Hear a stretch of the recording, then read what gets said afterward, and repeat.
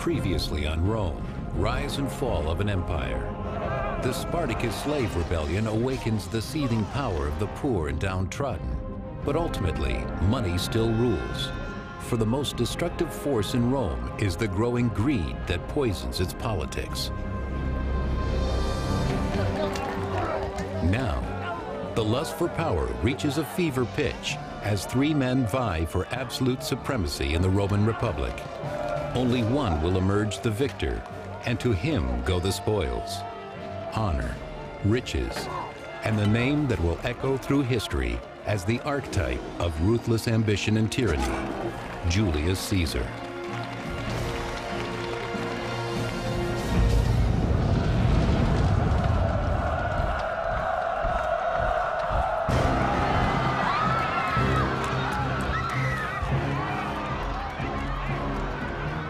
It is the middle of the 1st century BC, and democracy is breaking down in the Roman Republic. It is a time of riots and violent political upheaval. People saw blood and death every day. Murder was as important as the ballot box. Violence was not supposed to be the way that Romans decided the big political questions that set the course for the country. But violence breeds violence. And Rome had descended almost into a state of anarchy by Caesar's time. This is the troubled world in which young Julius Caesar grows up. By the age of 16, his father has died, and Caesar knows his life will be a struggle. Julius Caesar inherited that most distinguished family history a Roman could have. But by the time Julius Caesar was born in 100 BC, his family wasn't as rich and wasn't as powerful as legend said it ought to be. Julius Caesar wanted to restore to his family the glory and the leadership position that his family story said his ancestors had had. While still a teenager and sailing to study on the Isle of Rhodes, Caesar is kidnapped for ransom by notorious pirates. These were the biggest pirates and slave traders in the Mediterranean. So the pirates captured Caesar and held him ransom. It took a long time to raise the money, so Caesar spent a great deal of time in the pirates' camp. Holding his own against these murderers and thieves, young Caesar proves to be more than his captors bargained for.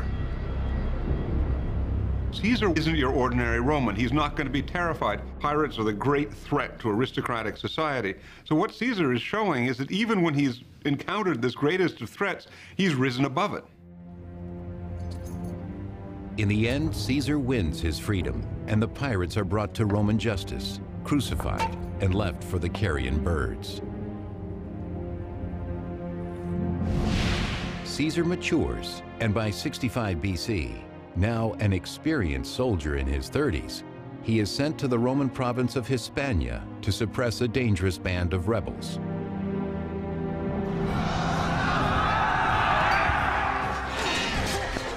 It is here that he shows the dynamic leadership and charisma that would mark his later life. Caesar was able to interact with people from every level of society.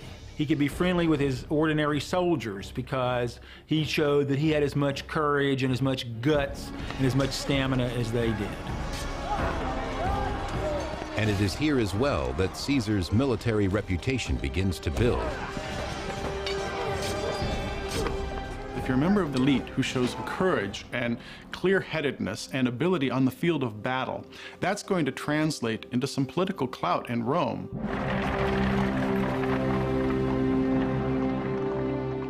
Returning to Rome, Caesar enters politics, using his soaring popularity in an attempt to win the election for the office of consul. To be consul is to hold Rome's most prestigious position, and comes not only with the lucrative governorship of an entire Roman province, but the military command of the legions stationed there. Caesar is a natural politician. Julius Caesar was brilliant in his ability to relate to people, to make them like him, but he was also one of the greatest writers and one of the greatest public speakers. Julius Caesar could make you do what he thought you should do by giving you a speech. Among his admirers is Marcus Brutus, the child of his favorite mistress. He quickly becomes Caesar's loyal protege. Brutus is inspired by his mentor's populist campaign and will one day move into politics himself. Caesar's campaign for the office of consul wins him many supporters, but his appeal to the commoners of Rome and his campaign for change lose him the support of the conservative aristocrats. He sets himself up quite deliberately as a person who will try to change the system of government. And he's a real threat to conservatives because Caesar appears as somebody who stands for something new. He stands out in every way as their antithesis, and there's very little they can do about it.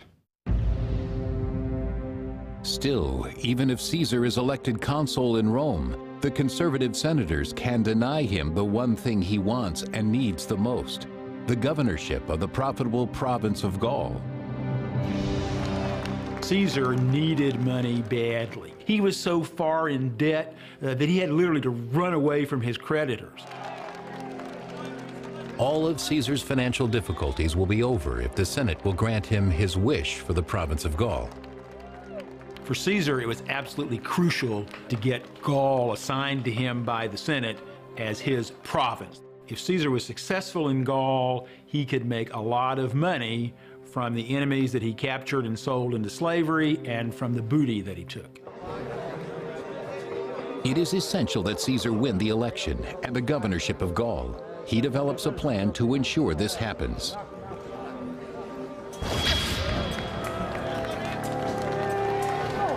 In the brutal arena of Roman politics, one should never fight alone. Caesar arranges a meeting with the two most powerful men in the Republic. One, an old friend, Crassus, the richest man in Rome. He funds all of Caesar's political campaigns. The other is the celebrated general Gnaeus Pompeius Magnus, better known as Pompey the Great.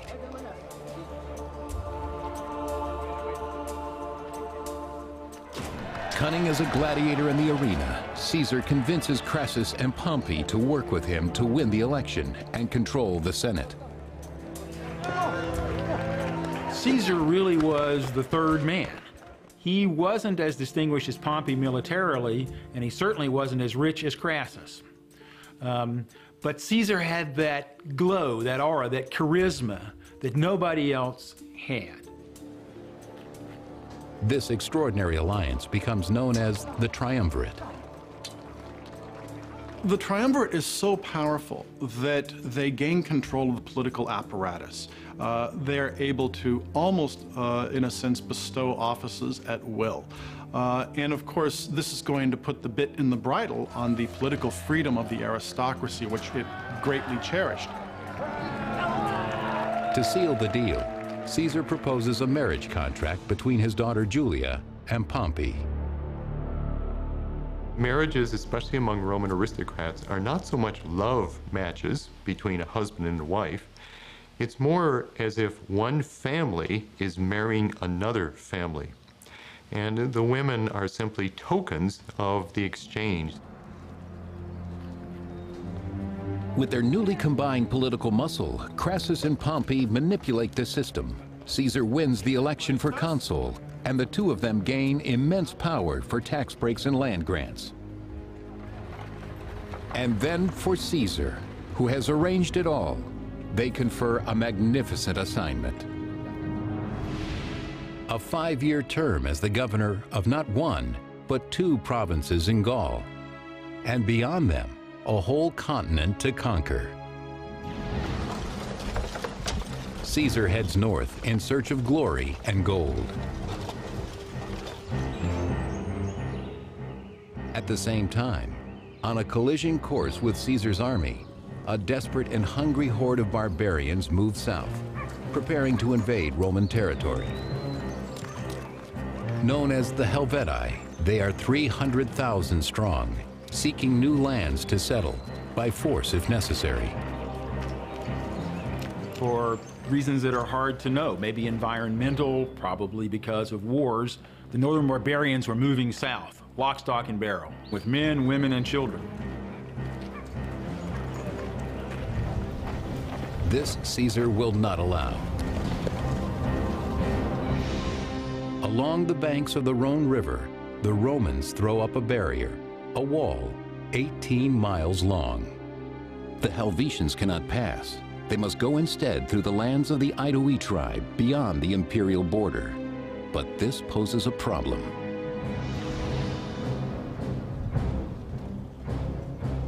Caesar has no authority to lead his army out of Roman territory. To collect the booty, slaves, and new territory he craves, he must convince the Senate that he has no choice.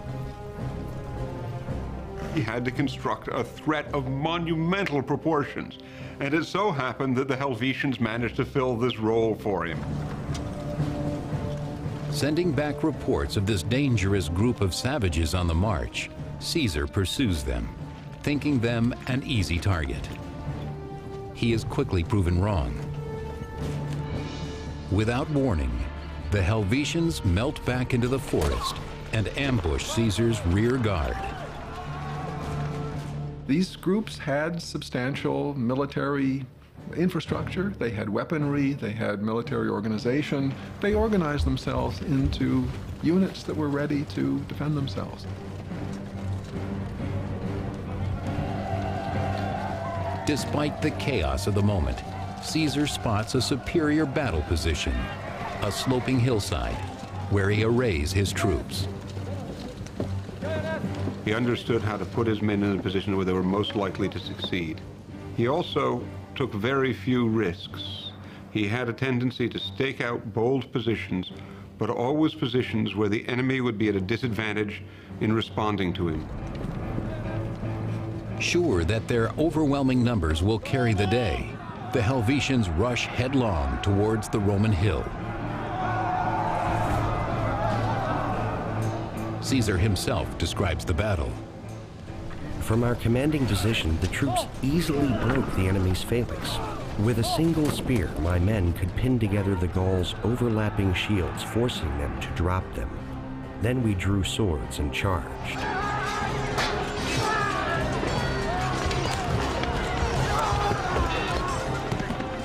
Briefly, the Romans seemed to take the upper hand, but the Helvetians outmanned the Romans 5-1.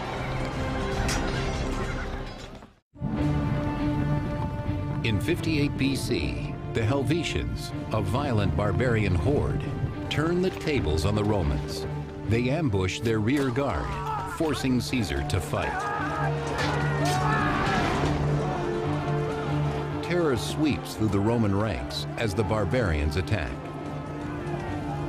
They're already taller than the Romans, yelling at their top of their lungs, ready to charge in a mass, seemingly in a frenzy. I mean, what could be more frightening than trying to fight someone that you think is crazy, that is frenzied?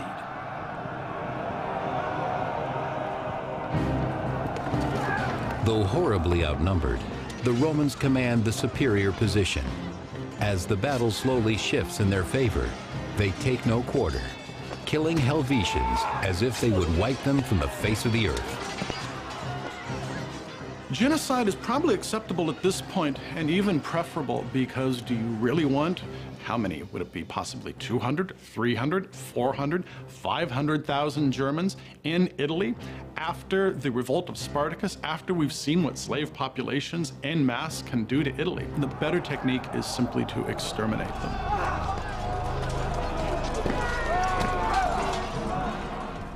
But survivors escape. An expert manipulator, Caesar raises the specter of a German invasion to garner popular support for his war. But in the Senate, conservatives suspect the real danger lies in Caesar himself. He is even seen as a threat to his ally, Pompey. He's beginning to look like somebody who will take Pompey's place as the leading figure in Rome. And the difference, of course, between Caesar and Pompey at this point is that Pompey had supported the status quo, where Caesar has always stood for its overthrow. Tension fills the city. The conservatives try to convince Pompey to break with Caesar. Too late. His new wife, Caesar's daughter, Julia, has completely beguiled the great general. Pompey was so in love with his teenage bride that he began neglecting politics so he could spend all his time with her. Pompey took his teenage love on constant tours to visit all the most beautiful gardens and parks in Italy. Pompey's generosity to Caesar even includes a member of his extended family, his protege, Marcus Brutus. As a favor, Pompey grants Brutus a lucrative post in one of the eastern provinces, allowing the young noble to rise in the political ranks, just like his mentor. With Pompey protecting Caesar's interests in Rome, Caesar turns his attention to rumors of invasion from the Gallic kingdom of Idoe. It is a quiet and pastoral region, unaccustomed to violence. Idoe. Most people, most of the time, were not involved in military activity. Most people spent most of their time farming, building their houses, making clothing, raising their children, and so on. In 58 BC, peace is shattered when Caesar reports that tens of thousands of barbarian warriors flood into Idoe, led by the terrifying warlord Ariovistus. Ariovistus becomes virtually a Saddam Hussein figure in the Roman imagination. He's virtually equipped with weapons of mass destruction in Roman terms. He's got this terrible, violent army that is, again, evocative of the barbarian leaders of earlier generations. He is rumored to be oppressing Rome's allies, left, right, and center, to be, in that way, directly attacking the prestige of Rome.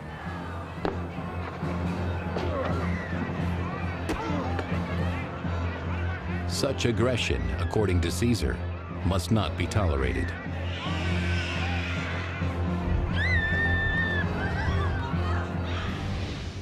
Caesar learns that Ariovistus plans to set up his base in the fortified town of Besançon. Swiftly, Caesar marches his men across Gaul to meet them.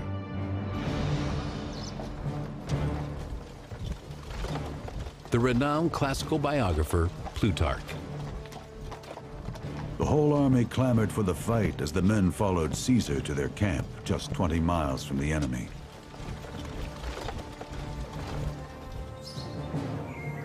With the Roman legions closing in, the barbarians looked to their pagan gods for guidance. The German army of Ariovistus, like every ancient army, had priests and seers and shamans, in this case women, who were believed to have the ability to communicate with the gods. When the time for battle came, then the priests, the seers, the soothsayers would be asked, do the gods say that it's not prohibited for us to fight now? Weapons, water, the movement of the stars, all may bear messages from the gods. Through their totems, the soothsayers divine that Ariovistus will not win if he fights before the new moon. He must not move until then. It is the kind of intelligence upon which whole battles hinge, and it finds its way to Caesar's ear. Ancient peoples took these difficult to understand messages from the gods very, very seriously.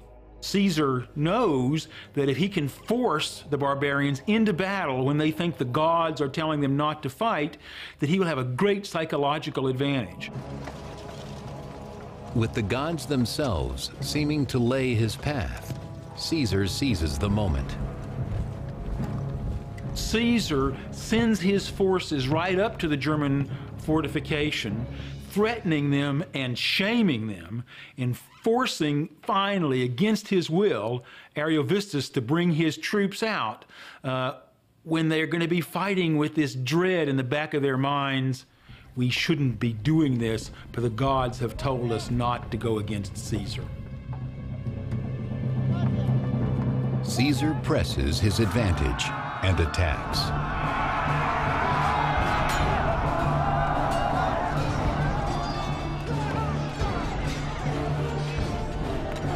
Caesar has no compunction about getting rid of vast numbers of people. So in the battle with Ariovistus, he boasts that he killed 80,000 Germans, including 2 of his wives and 1 of Ariovistus's daughters. The other one he captured. Ariovistus himself manages to escape and flees to Germany, leaving Caesar as the new master of Gaul. In 58 BC, Julius Caesar slaughters tens of thousands of violent German warriors. Their leader, Ariovistus, flees in dishonor, releasing the Germans' hold on Gaul.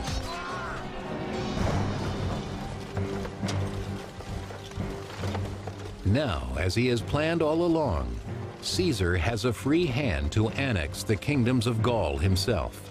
He claims to come as a liberator, but some do not welcome Roman rule.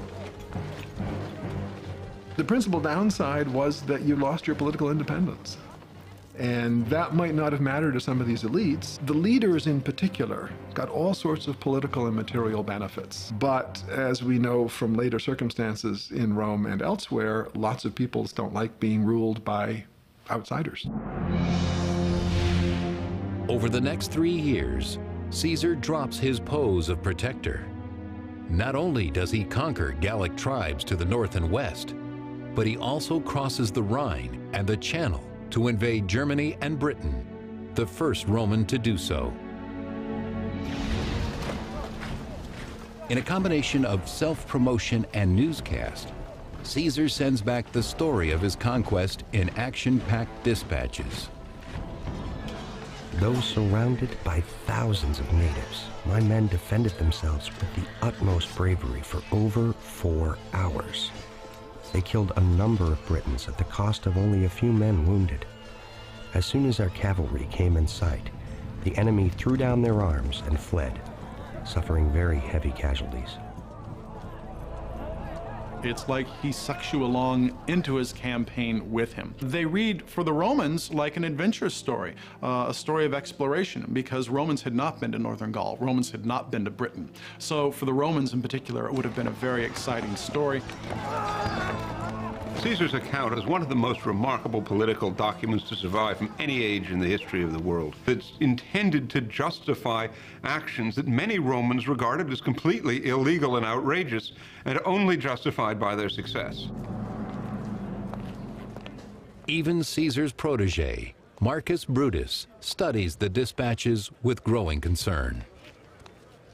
In between Caesar's eloquent lines, he perceives greed and overreaching ambition. All of a sudden, people begin to realize Caesar's gathering enormous wealth, an enormously powerful army behind him. He's spending a lot of money buying support throughout the Italian peninsula. Brutus is troubled and concerned for his political position. A more powerful Caesar means a less powerful aristocracy. Conservative leaders vow to stop Caesar. What the Roman upper class fears most of all will be that one of its members will break ranks and go directly to the people without the consensus of the governing class behind him. They were always afraid that somebody might do something to upset the status quo, which was entirely devoted to maintaining their wealth and position. To stop the growing challenge, Caesar must call in a favor from his longtime ally, Crassus. He alone does not fear Caesar's booming popularity. His own enormous wealth insulates him from the vacillation of politics. With bribes and guile, he manages to block Caesar's enemies and win for himself another consulship and his first military command in nearly 20 years. Dreaming of lasting glory, Crassus heads east to invade the kingdom of Parthia, only to die in an ambush. Caesar has lost his first protector in Rome. Around the same time, Caesar's only daughter, Julia, dies in childbirth.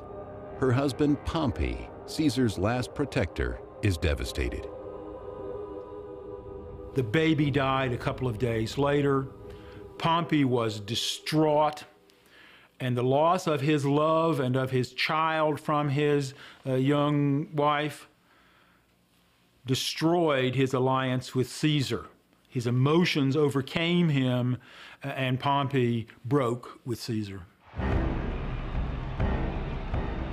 The triumvirate is finished. Pompey and Caesar are now enemies. The die is cast for an ultimate showdown.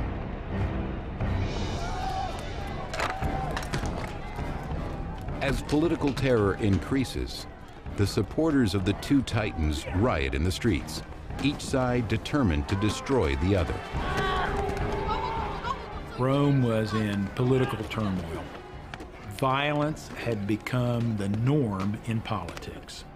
There were street gangs fighting each other in political campaigns. In the mayhem, the Senate building, the very home of Roman government, burns to the ground. The situation in Rome is desperate. Back in Gaul, the situation is turning dangerous for Caesar as well. A charismatic Gallic leader named Vercingetorix rallies the Gauls to unite against the Romans from his homeland of Auvergne.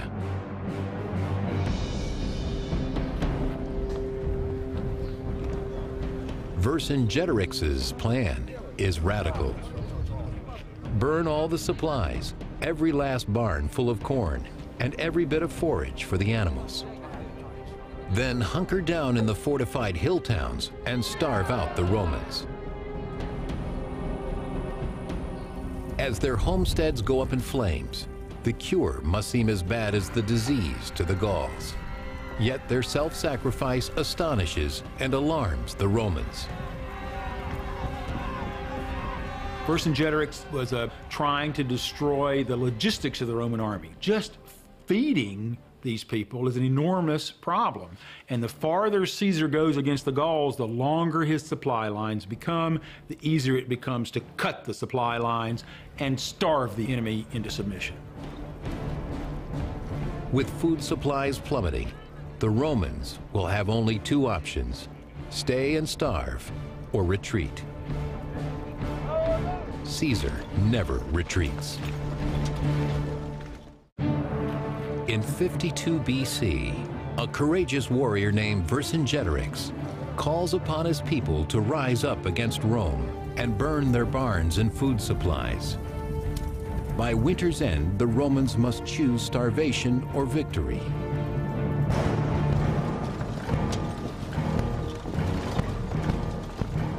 But now, as spring returns, Caesar calls on his troops to rally and strike back against Vercingetorix and his people. Among Caesar's most trusted subordinates is Mark Antony. Antony also has a lot of energy. He's a very brave soldier. He comes to Caesar with a lot of experience in the field, the kind of character that Caesar likes to have around. They attack Gergovia, where Vercingetorix and his people fight a furious defense. The battle is brutal. Caesar, fighting shoulder to shoulder with his men, escapes with his life, but the battle is a disaster. Meanwhile, back in Rome, the political situation deteriorates for Caesar, even more as his enemies gather strength. The conservative Senate declares Pompey sole consul, placing an army at his disposal. Then, to add insult to injury, Pompey turns down an offer to marry into Caesar's family again. Instead, he weds a young widow named Cornelia. the daughter of a senator, Metilius Scipio. Pompey probably wants to offset the prestige that Caesar is accruing. Pompey, at this point for years, has been sitting on his laurels. He's been in Rome much of the time, and so he probably wants to hedge his bets at this juncture against Caesar. And he does this by casting about for political alliances with the aristocracy. Pompey even gets the Senate to make his new father-in-law co-consul. With this final betrayal, Pompey's move away from Caesar and into the conservative camp is at last complete.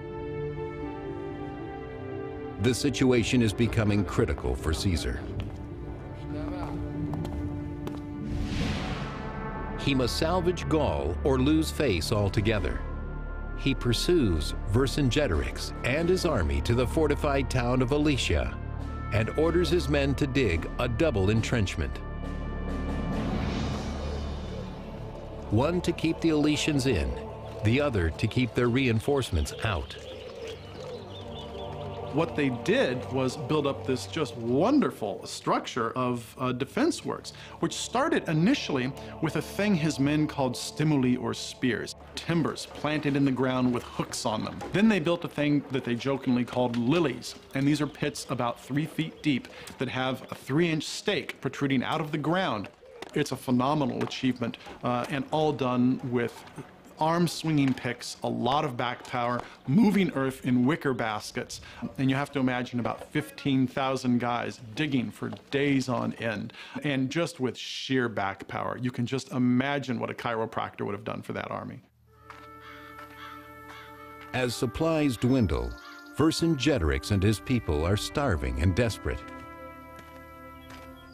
Things became so bad in Alesia for the Gauls who were there that they were running out of food. But just as they must surely surrender, Caesar's worst nightmare comes true.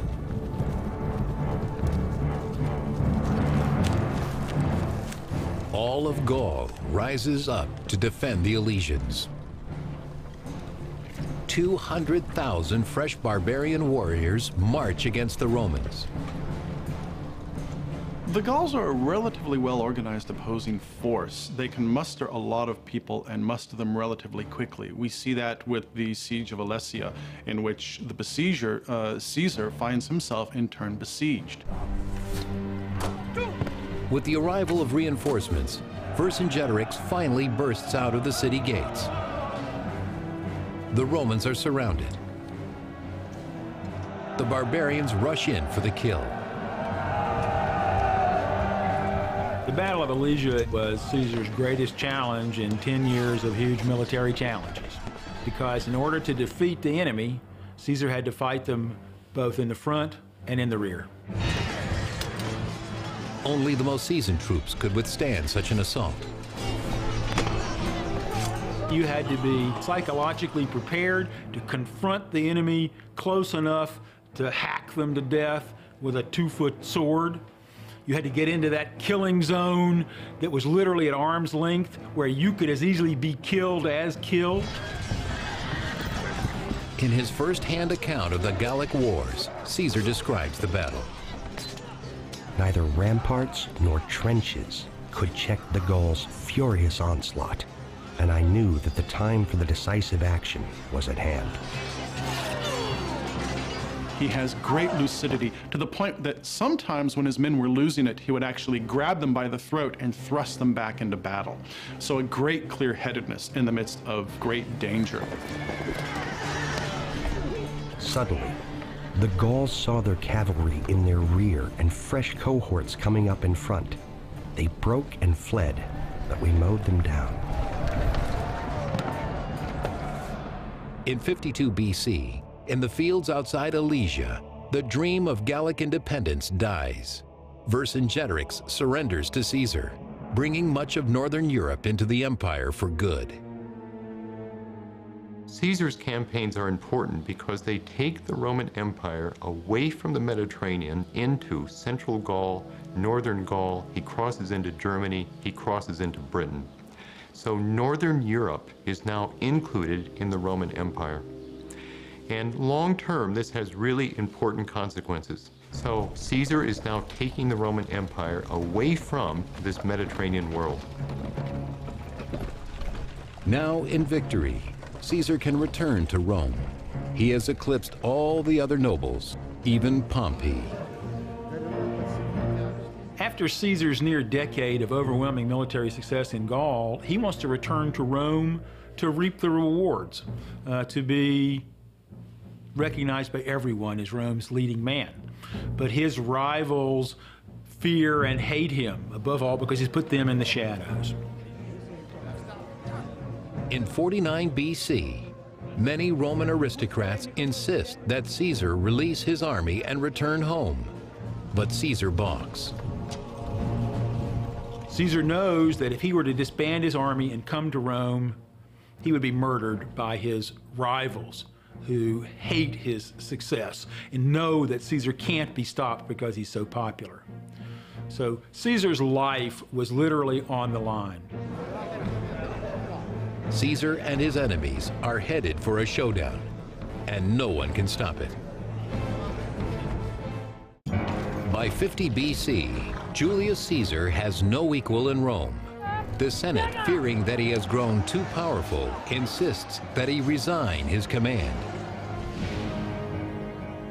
Fuming, Caesar leads an army south, contemplating an invasion of Rome. He pauses at a small river at the boundary of Rome, the Rubicon. For Caesar, leaving his men on the shores of the Rubicon and traveling on to Rome alone means complete capitulation to his enemies. Caesar's life was literally on the line. Caesar had to cross the Rubicon River, this little stream that was a boundary between the provinces and Rome itself. When he did that, he knew that there would be a civil war, but it was that or die in disgrace.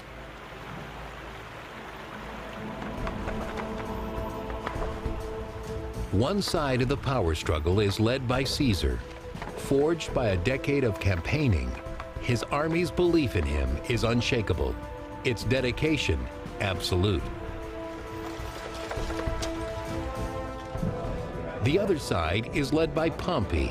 His army is scattered throughout Italy, and its loyalty is in doubt. Caesar's popularity, he knows, is at its height. The population of Italy treated Caesar like a returning god, and soldiers flocked to Caesar's army. There was no opposition. Those who feared him were fleeing like a wave towards Rome, and the city became a scene of absolute tumult and panic. The people at Rome who love Caesar are partying in the streets because they can't wait for him to return. Pompey gathers up the Roman Senate and flees to where support for him is deep and strong, Greece. It buys the great general valuable time.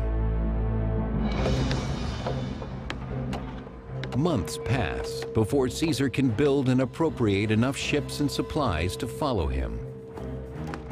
By the time Caesar's troops disembark in Greece, Pompey has amassed a great army. In January 48 BC, at Pharsalia, the most important figures in Rome square off in tragic civil war. Pompey commands twice as many men as Caesar, yet Caesar's soldiers come armed with a potent weapon: confidence. Pompey had to fight or had to surrender. That is the way that Caesar worked. And Caesar's men knew that he would always put them in a position where the chances of success were very great. He also has a very well-trained army. You reach a certain point and the army becomes a well-oiled machine. They're not called veterans for nothing, and they become a very effective fighting force because they're so used to what they're doing. At Pharsalia, Caesar's long years of campaigning pay off. His men utterly destroy Pompey's army. Pompey himself escapes. Caesar chases him to Egypt, but too late. In the end, the great Pompey is tricked, murdered, and beheaded by Egyptian brigands. The head is sent back to Caesar. Classical biographer Plutarch. When Pompey's head was brought to him, Caesar refused to look at him. But he took Pompey's signet ring and grieved as he did so. Did he really do that? It's very anecdotal, and it almost defies plausibility, but it is possible in a sense. It's possible because Pompey had been a colleague and a friend for a time. And maybe in a sense, Caesar saw what could happen to himself in the eyes of the dead Pompey. In 46 BC, with his rivals out of the way, Caesar has the total power he has craved his entire life. Rome is his. Caesar quickly moves to rebuild the city, changes the tax laws, and establishes colonies. He becomes the first leader of Rome to conceive an empire. Caesar essentially becomes the new state. Caesar replaces the Republic. Now, this is a great preview of what's going to happen under the emperors. But Caesar does it in such a way that he seems to disregard the traditions of the Republic. And as a result, he essentially cuts himself off and isolates himself. Unwilling to share his rule with lesser nobles, he proclaims himself dictator for life, king of Rome in everything but the name. The fear is if Caesar becomes a king, the rights of the people to vote, to choose, to express their opinion will be taken away from them. Outrage over Caesar's tyranny seeps like poison through the Senate. Even Caesar's own protege, Marcus Brutus, is persuaded to betray him. Brutus was a complex and frankly not very attractive man. Caesar had made him his close companion and promoted Brutus's career. But I think Brutus couldn't stand being second banana to Caesar, and Brutus had this romantic notion of himself as the defender of Roman liberty by leading the conspiracy against Caesar. Finally, in 44 BC, on the Ides of March, in the name of liberty, 40 conspirators take matters into their own hands, led by Brutus. Classical biographer Suetonius. 23 dagger thrusts went home as Caesar stood there. He did not utter a sound after the first blow, though some say that when he saw Marcus Brutus about to deliver the second blow, he reproached him in Greek with, "You too, my child?" Many of them were his friends. Some from a long time, some perhaps thought that Caesar had destroyed the Republic's most cherished tradition, that no one man can be the leader of Rome. And there was surely spite and jealousy and just human passion, and perhaps some notions that this was what freedom required.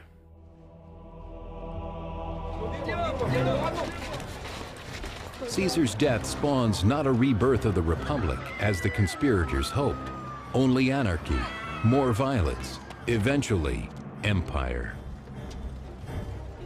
I think, long-term, the infusion of obscene riches into Roman politics, the turning of the army into clients of the general as a patron, and the intense rivalry among the aristocrats to defeat each other instead of serving the country meant that the Republic was doomed even without the genius, the fire of Julius Caesar.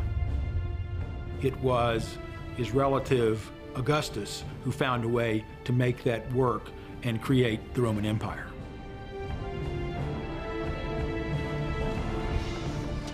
The age of emperors begins, and with it, bloody conquest, brutal repression, and endless war. Next on Rome, rise and fall of an empire. Augustus, first emperor of Rome, begins the Romanization of Gaul. But Rome's conquest meets a devastating blow when barbarians destroy an entire Roman army, shattering the illusion of Roman superiority.